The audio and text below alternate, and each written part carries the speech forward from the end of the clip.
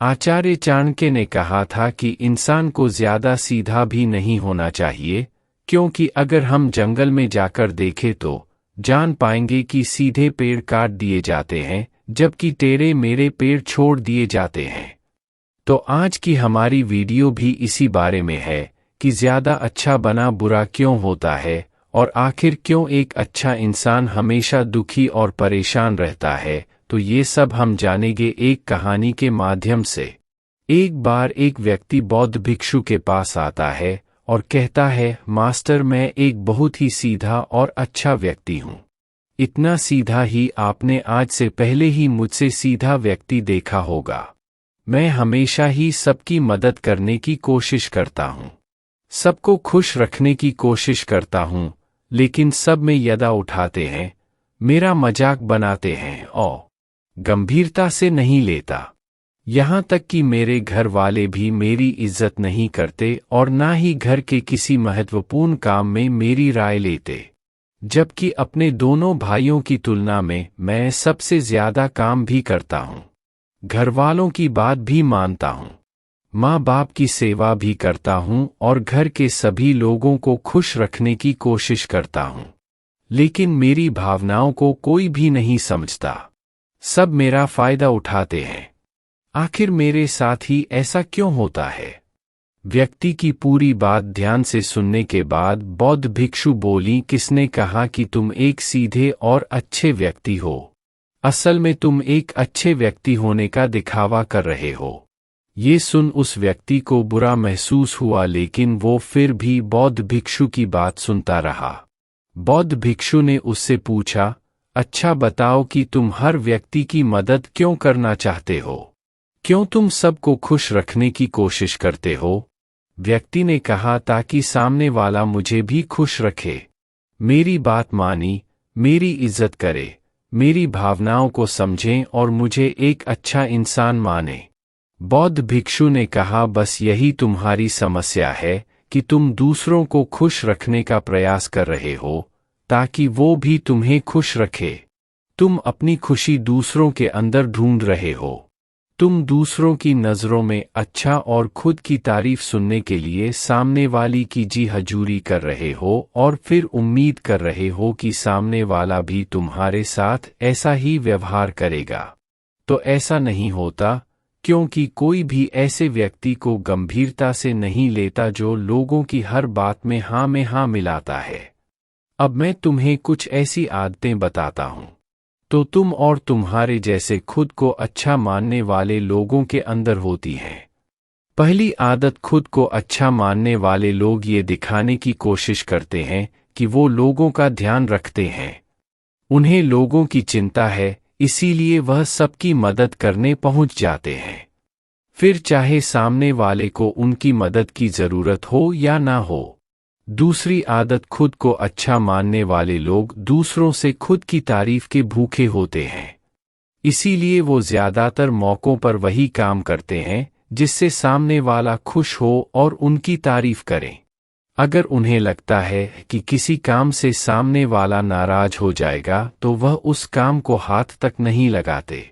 तीसरी आदत, खुद को अच्छा मानने वाले लोगों को लगता है कि उन्हें अपनी कमियों और कमजोरियों को दूसरे लोगों से छुपाना चाहिए, क्योंकि उन्हें लगता है कि अगर दूसरों को उनकी कमियों और गलतियों के बारे में पता चल गया तो लोग उनका मजाक बनाएंगे, उनकी बेइज्जती करेंगे, उन पर गुस्सा होंगे और उन्हें एक कमजोर व्यक्ति मानेंगे। चौथी आदत, अच्छे लोग खुद की ज़रूरतों, खुद की प्राथमिकताओं को सबसे ऊपर रखने से डरते हैं, क्योंकि उन्हें लगता है कि ऐसा करने से ही दूसरे लोग उन्हें स्वार्थी समझेंगे और फिर वो लोगों की नज़रों में एक अच्छे इंसान नहीं रह जाएंगे। पांचवीं आदत, खुद को अच्छा समझने वाले लोग मानते हैं कि वो केवल तभी खुश रह सकते हैं जब उनके आसपास का हर इंसान खुश रहे, इसीलिए वो अपने आसपास के हर व्यक्ति को खुश रखने की कोशिश करते हैं। अब तुम्हें सुनने में लग सकता है कि इन आदतों में क्या बुराई है।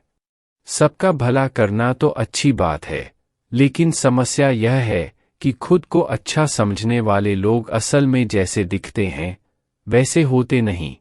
ये अंदर से कुछ और ही होते हैं। जैसे कि पहला, अच्छाई का दिखावा करने वाले लोग ज्यादातर मौकों पर ईमानदार नहीं हो, क्योंकि वो अच्छा बनने के चक्कर में दूसरों की बुराई को भी छिपा देते हैं। सामने वाले को कभी भी उसकी गलतियां नहीं बताते और केवल वही बोलते और करते हैं जिससे सामने वाला खुश रहे। दूसरा, खुद को अच्छा समझने वाले लोग दूसरों को खुश करने के पीछे इतने पागल होते हैं कि वो कई बार जरूरी और दूसरों के लिए महत्वपूर्ण बातों और कामों को भी उनसे छिपा कर रखते हैं और उन्हें बताते नहीं ताकि सामने वाला उनसे खुश रहे। तीसरा, अच्छे लोग अपनी जरूरतों और कामों को महत्व नहीं देते, इसीलिए ये दूसरों से सीधे अपना काम करवाने से घबराते हैं, जिसकी वजह से ये दूसरे लोगों के साथ चालाकी करने की कोशिश करते हैं। अपने जरूरी कामों को करवाने के लिए भी, जैसे कि सामने वाले की चापलूसी करना या फिर उसके किसी काम के बहाने अपना काम भी कर लेना। चौथा, खुद को अच्छा मानने वाले लोग केवल पानी की उम्मीद से ही कुछ देते हैं। यह इस बात का दिखावा तो करते हैं कि यह लोगों की मदद करना चाहते हैं, लेकिन यह मदद सिर्फ इसीलिए करते हैं ताकि सामने वाला उनकी तारीफ करे, इन्हें अच्छा इंसान समझे और ज़रूरत पड़ने पर इनकी भी मदद करें। लेकिन अगर इन्हें मदद के बदले मदद नहीं मिलती तो ये गुस्सा हो जाते हैं, सामने वाले से अंदर ही अंदर नफरत करने लगते हैं और उससे बदला लेने का मौका ढूंढने लगते हैं। पांचवा, खुद को अच्छा दिखाने वाले लोग दूसरों को ना नहीं बोल पाते, उन्हें मना नहीं कर पाते और दूसरों के काम करने के चक्कर में ये अपने और अपने परिवार के जरूरी कामों को भी पूरा नहीं कर पाते। छठा, अच्छे लोगों को लगता है ये सभी उन्हें पसंद करें, सभी इनसे प्यार करें, जिससे दूसरे लोगों को इनका दोस्त बनने या इनके साथ संबंध रखने में दिक्कत होती है, क्योंकि यह हर किसी के सबसे पसंदीदा इंसान बनना चाहते हैं। यह सारी बातें सुनने के बाद उस व्यक्ति ने बौद्ध भिक्षु से कहा, तो आपके कहने का मतलब है कि हम एक अच्छे इंसान न बने बल्कि एक बुरे इंसान बन जाए और लोगों को फायदा उठाए। बौद्ध भिक्षु ने कहा, नहीं, मैं तुम्हें बुरा इंसान बनने के लिए नहीं कह रहा, लेकिन हाँ, तुम्हें बहुत सीधा इंसान भी नहीं बनना।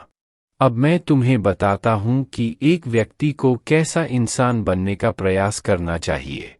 दोस्तों, इंसानी स्वभाव और उसकी अच्छाई व बुराई के बारे में अगर सबसे ज्यादा किसी ने बात की है तो वो है अखंड भारत के निर्माता, राजनीति के महापंडित आचार्य चाणक्य, जिन्होंने अपनी किताब चाणक्य नीति में इंसानी स्वभाव और दुनिया भर की तमाम चीज़ों के बारे में विस्तार से चर्चा की है। वो इतने बड़े ज्ञानी और दूरदृष्टा थे कि आज हजारों साल बाद भी उनके द्वारा कही गई एक एक बात हमारे जीवन में पूरी सटीकता के साथ लागू होती है। बौद्ध भिक्षु ने कहना शुरू किया, तुम्हें एक सीधा या दूसरों की नज़रों में अच्छा इंसान बनने की तुलना में एक सुलझा हुआ इंसान बनने का प्रयास करना चाहिए। एक सुलझा हुआ इंसान वो होता है जिसे सबसे अच्छा इंसान बनने का कोई शौक नहीं है। वो जैसा है वैसा ही खुद को पसंद करता है। वो जानता है कि वो एक इंसान है और उसमें बहुत सी कमियां हैं और वह अपनी कमियों को स्वीकार्यता भी है। एक सुलझा हुआ इंसान ये भी अच्छे से जानता है कि उसकी और उसके परिवार की कुछ महत्वपूर्ण ज़रूरतें हैं जिन्हें उसे ऊपर रखना होगा, वरना उसके साथ साथ उसके परिवार का जीवन भी परेशानियों में पड़ जाएगा। हो सकता है कि उसकी ऐसी सोच की वजह से उसके आसपास के लोग, उसके मित्र या रिश्तेदार उससे नाराज हो जाए, लेकिन वो इसे भी स्वीकारता है। यहाँ पर बात स्वार्थी होने की नहीं, बल्कि जीवन की सच्चाई को स्वीकारने की है, क्योंकि तुम बुद्ध नहीं हो गए हो कि तुम्हारी कोई इच्छा ही नहीं है, किसी से कोई उम्मीद नहीं है या कोई ज़रूरतें शेष नहीं रही। तुम एक साधारण इंसान हो और एक साधारण इंसान की सोच के साथ अगर तुम सबको खुश रखने का प्रयास करोगे तो तुम हमेशा दुखी रहोगे, क्योंकि तुम्हारी भी सामने वाले से उम्मीदें बढ़ेंगी और जब वो उम्मीदें पूरी नहीं होंगी तो तुम दुखी हो जाओगे।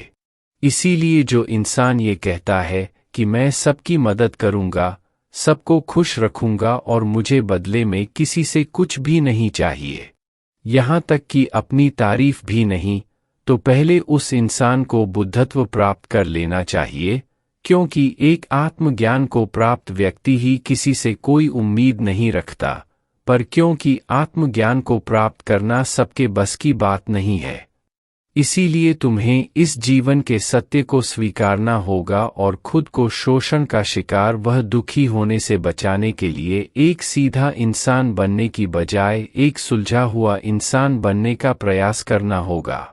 अब मैं तुम्हें बताता हूं कि एक सुलझे हुए इंसान में क्या क्या विशेषताएं होती हैं। पहली विशेषता ये अपनी और अपने चाहने वालों की ज़रूरतों को ऊपर रखते हैं। इसका मतलब यह नहीं है कि ये लोग दूसरों की ज़रूरतों को कम समझते हैं या फिर दूसरों को गिराकर खुद ऊपर बढ़ने की कोशिश करते हैं, बल्कि इसका मतलब यह है कि ये लोग दूसरों की फालतू ज़रूरतों के लिए तब तक उपस्थित नहीं होते जब तक कि इनकी खुद की महत्वपूर्ण ज़रूरतें पूरी ना हो जाए। हालांकि अगर कोई इंसान सच में मुसीबत में फंसा हुआ है और उसे इनकी सहायता की सख्त ज़रूरत है, तभी अपने महत्वपूर्ण कामों को पीछे रखकर भी उसकी सहायता के लिए उपस्थित हो जाते हैं और ये अपने से कमज़ोर और ज़रूरतमंद लोगों की भी अपनी हैसियत के अनुसार सहायता करने के लिए तैयार रहते हैं। ये बस अपना बेवजह शोषण नहीं होने देते और इस बात पर भरोसा रखते हैं कि अगर इन्हें सच में किसी की सहायता करनी है तो पहले इन्हें उसकी सहायता करने के लायक बनाना होगा और लायक वो सक्षम बनने के लिए इन्हें अपनी ज़रूरतों का भी ध्यान रखना होगा, क्योंकि अगर एक इंसान खुद ही बहुत ज़्यादा बीमार है तो फिर वो दूसरे बीमार व्यक्ति की सेवा कैसे कर सकता है।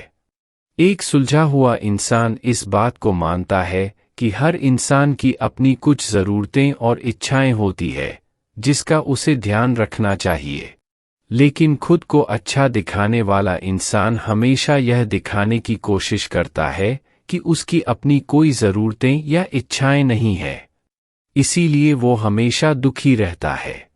दूसरी विशेषता, एक सुलझा हुआ इंसान इस बात को अच्छे से जानता है कि वो अपने आसपास के हर इंसान को कुछ नहीं रख सकता, इसीलिए वो केवल उसी इंसान को खुश रखने का प्रयास करता है जो उसके लिए मायने रखते हैं, जो सच में उससे प्यार करते हैं, उसकी परवाह करते हैं।